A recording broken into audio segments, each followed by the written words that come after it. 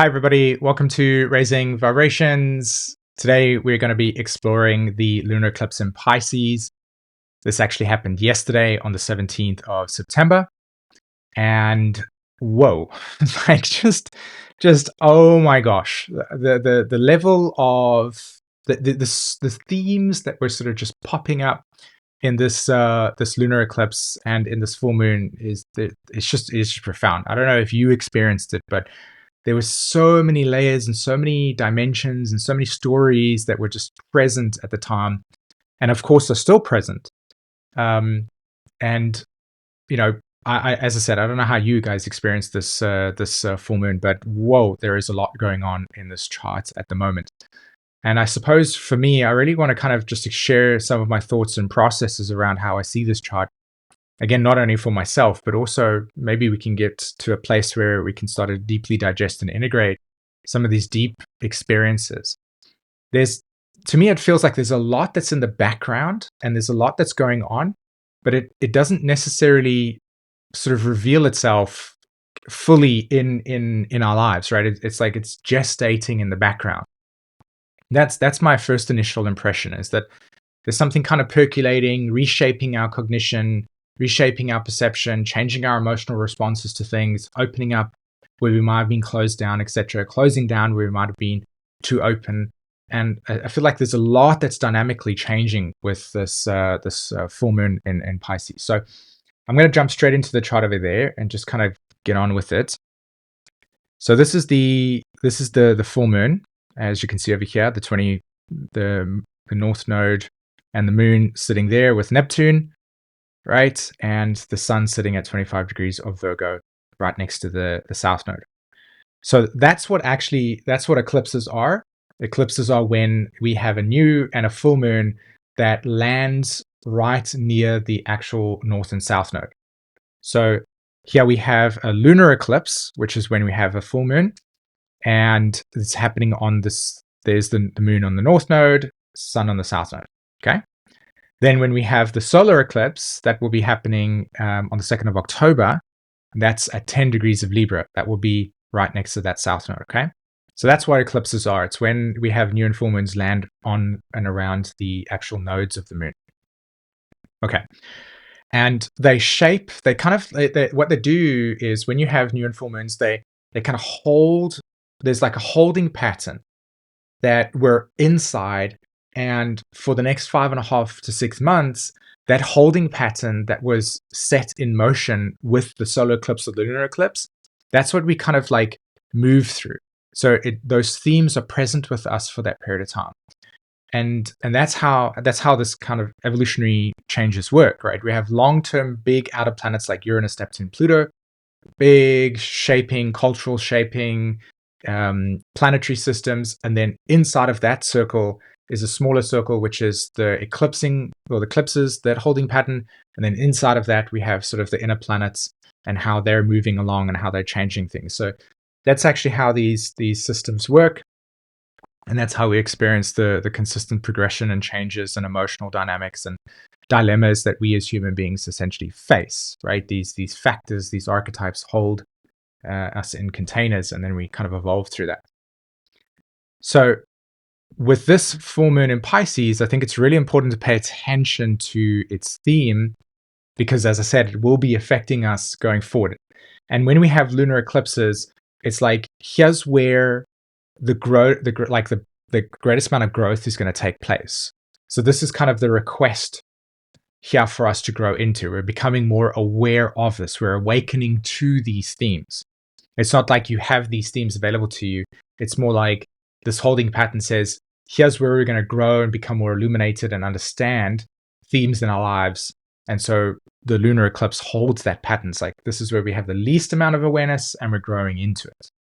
So if you look at this chart over here, each of us has been given a sort of like a task, a mission that is going to continue to awaken within us over the next 5.5, 6 months. Okay. That's kind of the framing. How do you do this? So something that I think is also important to do and to recognize, and I'm going to try to do this in a way that we can follow. But we've got the new moon in Virgo that just happened, right? Then we have the lunar eclipse in Pisces. Then we're having the solar eclipse in Libra. And then we're having a full moon in Aries on the 17th of October. Okay. These four patterns, these four like new and full moons, I think have a very strong theme to them that begins with the new moon in Virgo and culminates with the full moon in Aries on the 17th of October. This is how I'm seeing this, and I want to kind of frame it this way because I think that there's, as I said, there's like lots of things that are gestating in the background, and these planetary archetypes and aspects and angles that are being made, they're kind of holding what those themes are about. And when I look at it through this lens of like beginning with the full moon, the new moon in Virgo, and culminating with the new moon, the full moon in Aries on the 17th, there's lots to see here. Okay, so this full moon in Pisces, this lunar eclipse, like the second one, right? This has a lot to do with the actual sort of like it's like a collapsing of a structure that wants to be mutated.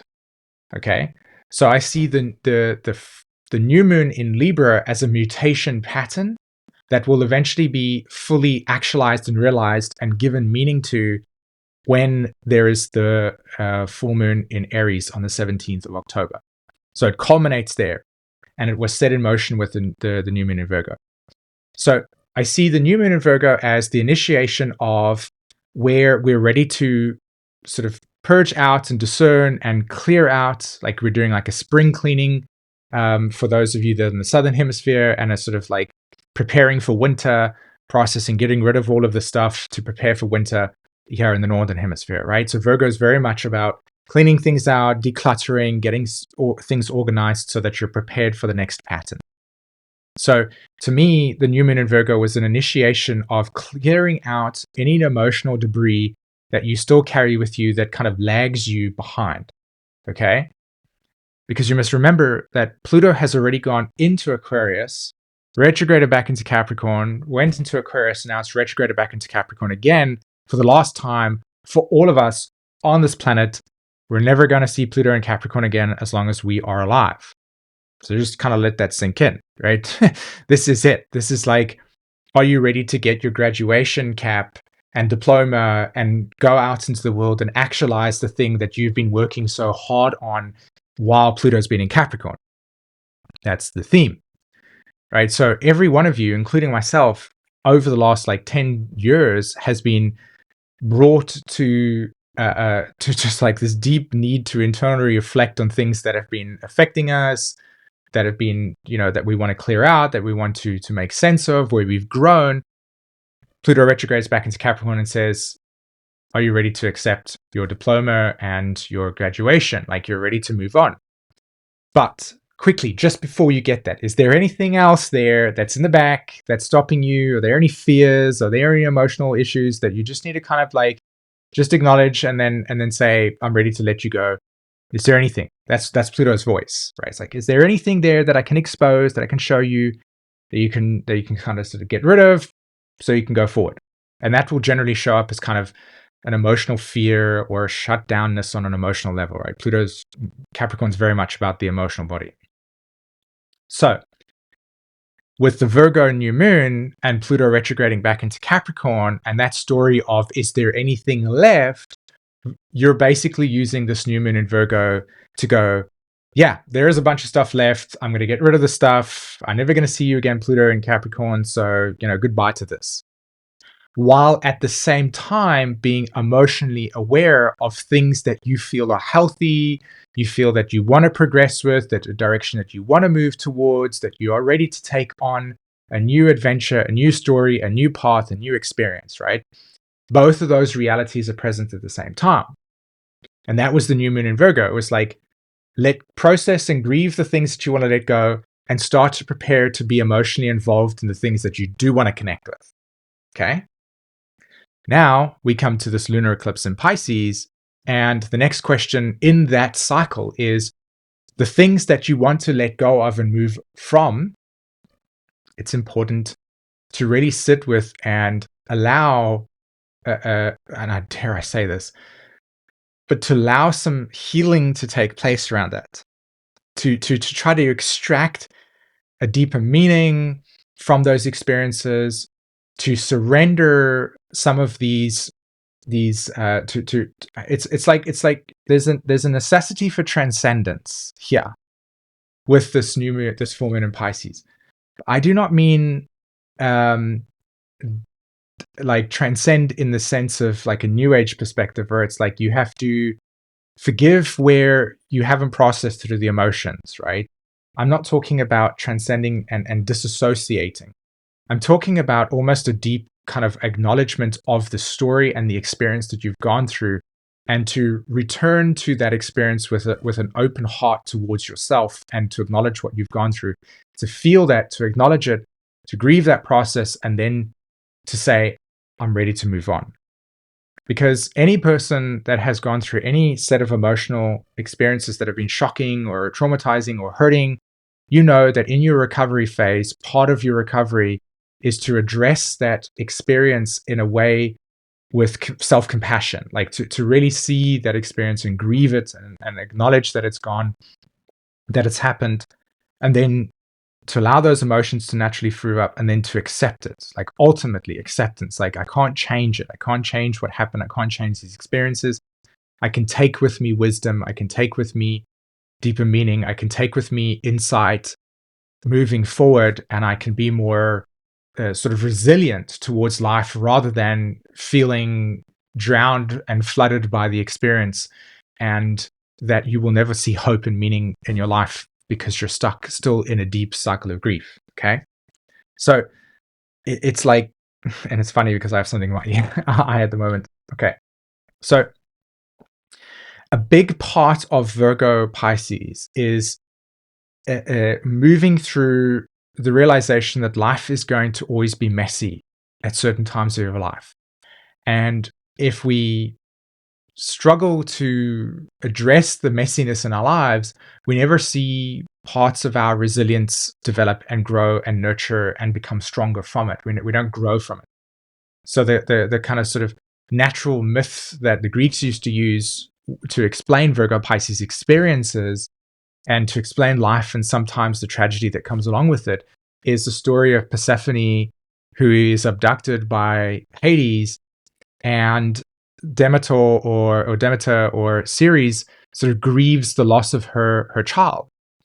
And what's so beautiful about the Virgo Pisces axis in the story is that if you see Ceres or Demeter and Persephone as one thing, you actually see that what it's really telling us is that when you grow up in life, we naturally have naivety and innocence in the way that the world works. The world is kind of malevolent. It's always working for you. And then you interact with something that kind of jars your experience and says, well, hold on. Whoa. I thought that everything was kind of cool and innocent and happy. But now I've been betrayed by this experience and I'm hurting so much. And I carry that hurt with me.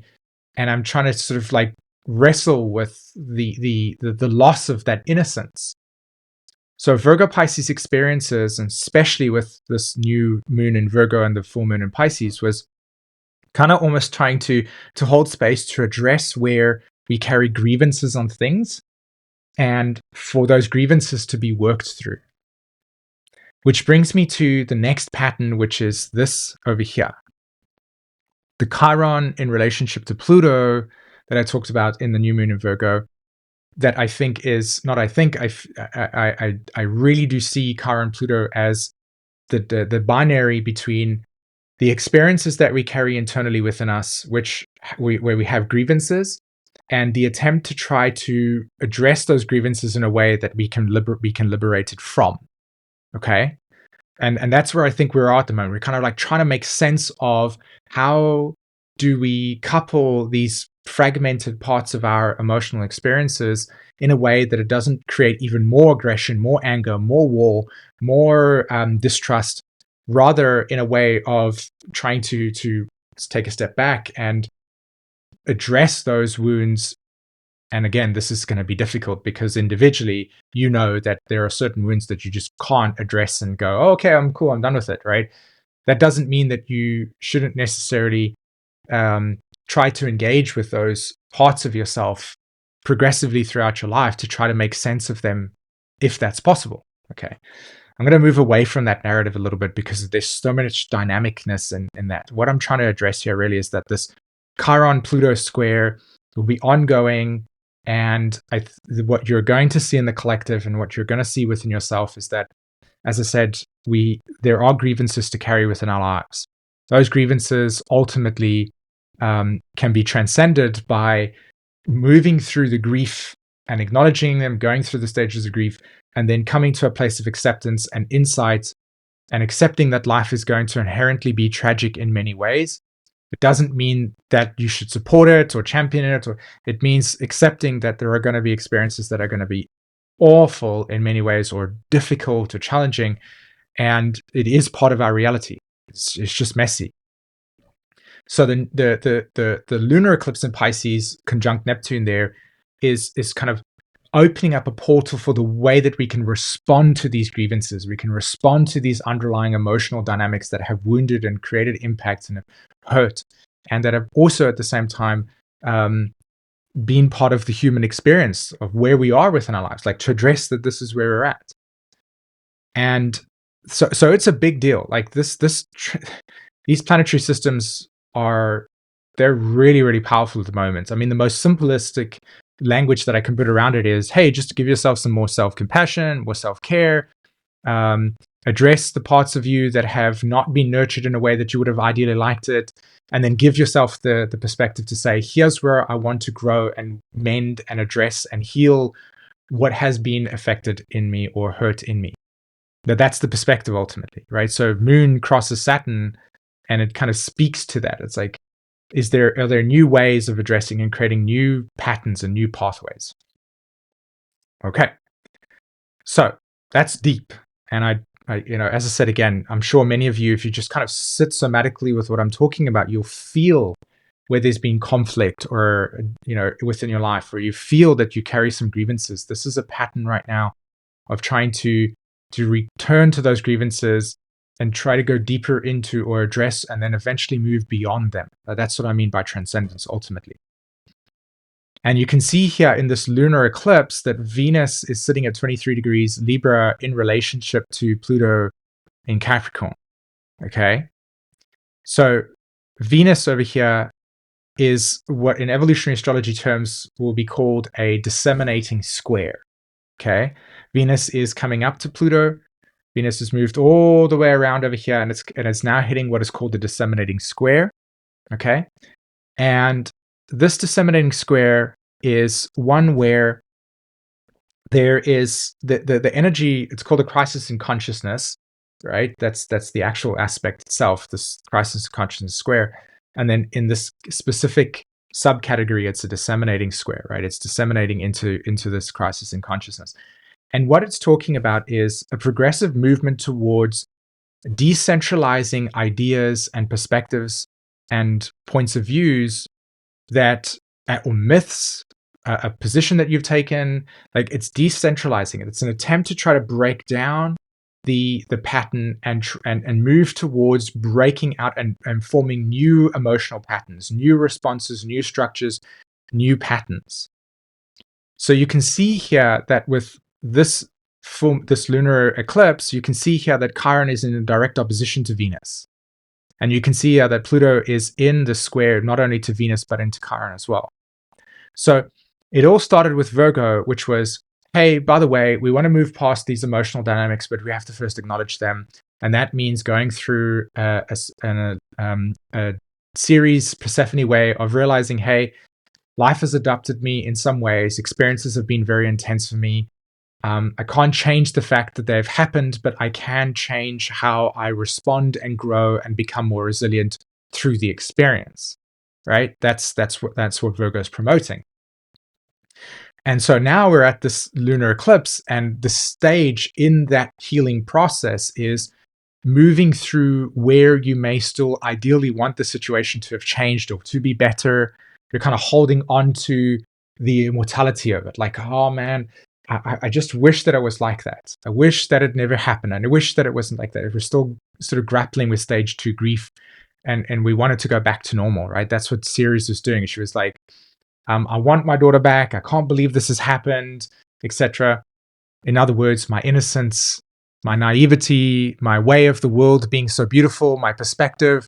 I wanted it this way, but it has been shattered by this experience, and now I can't deal with the fact that it's been broken.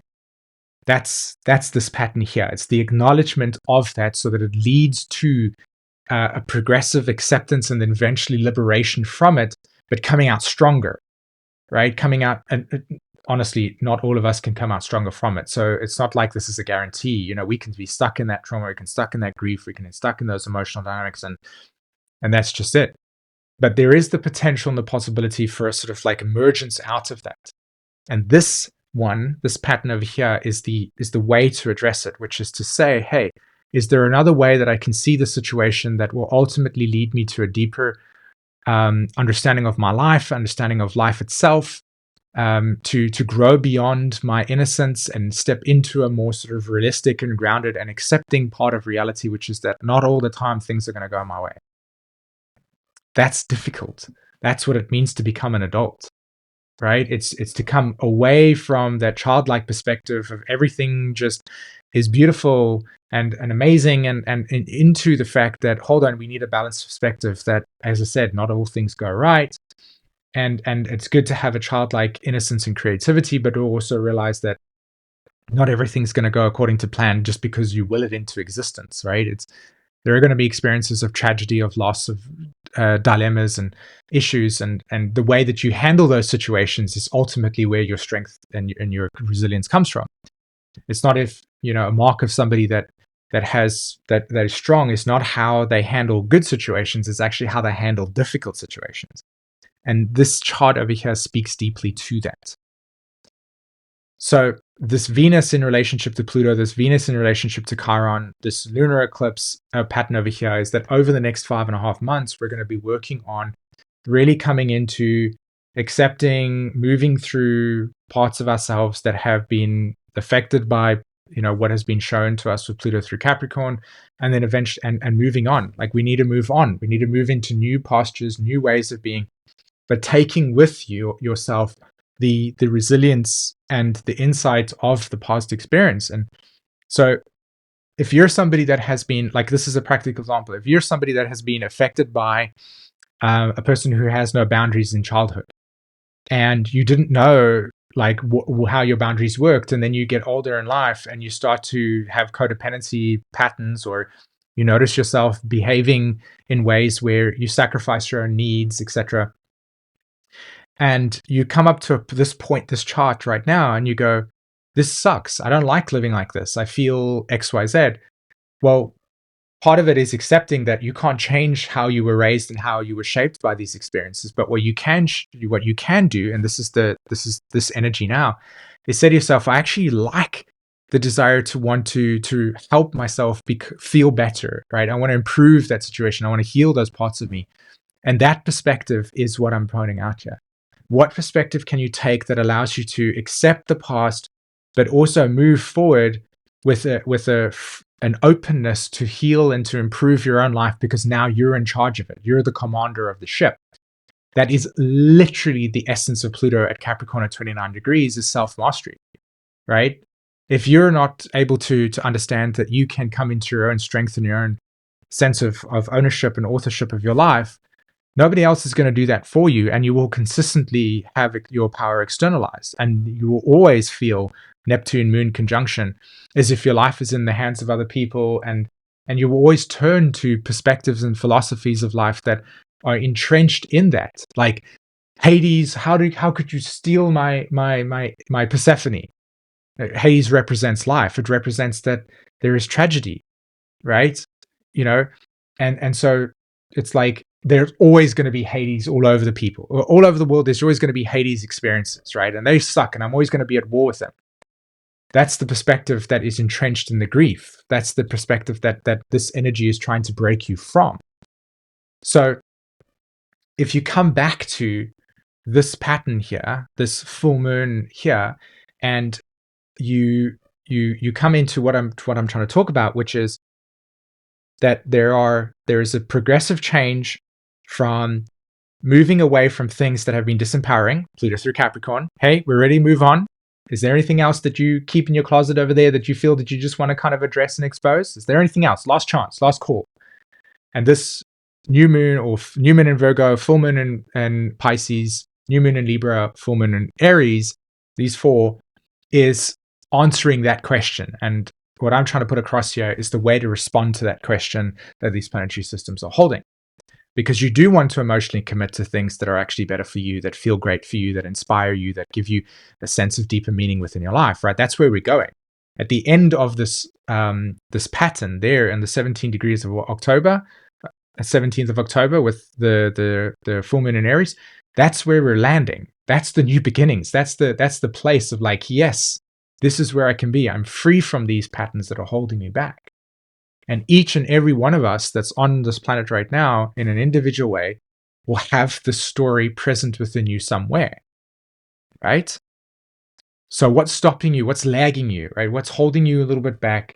Go back, unpack that suitcase, address it with this level of self-acceptance, compassion, and then ask yourself the question, what can I do with a level of agency to move forward in an empowered and strengthening way? That's it. That's what this is to me. And so I've got Mars squaring the nodes over here. And if you notice, Mars is at 7, the south node is at 6 and 6, right? So this Mars square over here in Cancer is feeling the emotions that are attached to the things that are in the suitcase that you need to unpack, right? We need to feel this. And this Mars over here is also, it feels like this is like, oh, I want to connect to this thing over here, but oh, I have this fear and I don't know if I can do it. And then it's like, again, back to, oh, yes, I want to commit to it and this is the right way. And then it's, oh, I want to go back to this thing over here. That's Mars at the moment. It's like, it's showing that there is a necessity of a commitment towards the future, which is North Node, Mars moving towards the North Node. But then there's also this kind of South Node in Libra saying, hey, kiddos, just remember that conversation we had. You know, you can't take the suitcase with you with full of junk in it if you want to come into this new reality. So the message here, right, in this energy, this full moon pattern with Mars coming up to the North Node, is focus on the thing that you do want. Let the baggage naturally occur and show up as you're moving towards that. And then utilizing the motivation of the movement, the direction you want to go into, utilize that motivate. Like, so, sorry, just my head's thinking faster than what I can talk. It's like the idea here is to focus and prioritize your attention to the direction that you do want to, and continue to keep investing in it. Let the Pluto square Venus aspect, as you're moving in that direction, just kind of say, hey, kiddo, here's the thing that I just need you to kind of just quickly address. Just go back there and just kind of say, is this still what I want? And you go, no, right? So if it's boundary dynamics, it's unresolved emotions regarding siblings, whatever it is emotionally for you, let your choices about moving towards something you do want trigger the thing that's holding you back so that you can see it, and then addressing that, right? And then as you address it, it almost like gives you even more energy and more direction, kinetic energy to move in the direction that you want. So you feel less drag. That's it. That's what this energy is about in my eyes. And it's like, it like comes into full maturation on the 17th of October when that full moon in Aries happens. And it's like, yes, we can go ahead with this. Because it's only like a month after the new moon, after this full moon in Aries, that Pluto actually goes direct. So, you know, we're at the end of this. Like, Pluto's like, dude, I'm done with this Capricorn stuff. And I know that every one of you are also feeling that way as well. So this is the chart. This is the pattern. This lunar eclipse is, let's address these underlying patterns that are holding us back. Concentrate on the thing that actually feels like you're wanting to emotionally commit to, move towards that. Let these patterns show up naturally, address them, and continue to move forward. And the more that you address the past, the more that you'll actually move forward in a way that feels less like it's holding you back, essentially. And as I said, that can be whatever it is. It could be making reparations in relationships. It could be pursuing something that you feel that you've always wanted to pursue, but never given yourself permission to do it because you've been told that you can't. Whatever the narrative is, like, break out of that narrative. Give yourself the self-compassion. Understand that you have meaning within your life and you want to commit to it. Inspire yourself and progressively keep moving on that. And then, as I said, addressing the patterns of the past. That's like, here we are, right? And it's beautiful because it's like there's something coming out of this that other than just kind of randomness in the patterns. Cool. Something very exciting that me and Jen are working on in the background. We're going to be announcing it within the next couple of weeks, but we are working on something. I can't wait to share it with you. It's something completely new that I love. It's actually deeply attached to my own personal sort of Pluto square that I'm going through right now. So yeah, that's on the horizon. Very excited for that, and I'll be telling you guys more about that within the next couple of videos. Okay. Perfect. So if you haven't watched my Pluto in Aquarius video that I did like 2.5 years ago, I'm going to leave that on the screen right now. Otherwise, go check out the new moon in Virgo. I'll put that on the screen as well. And for those of you that haven't subscribed to this channel, I encourage you to do that because it means that this channel gets to grow, more awareness comes out. And as always, it's just a nice little appreciation. Bye, guys.